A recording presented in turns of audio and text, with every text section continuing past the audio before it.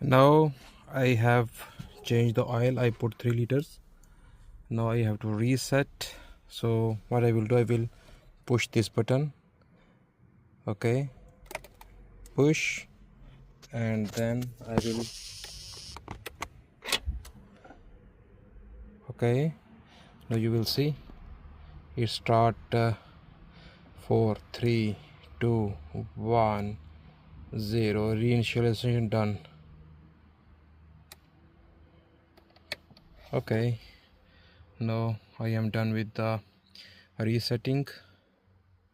I just push one time this one, not to run the engine. Okay, after initialization, now I can even start the engine, no problem, just to circulate the new oil within the engine. Okay, so just press one time off,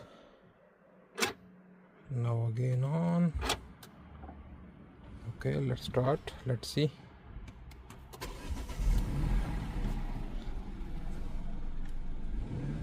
You see the sound has been changed, really nice. Okay, see you in next window.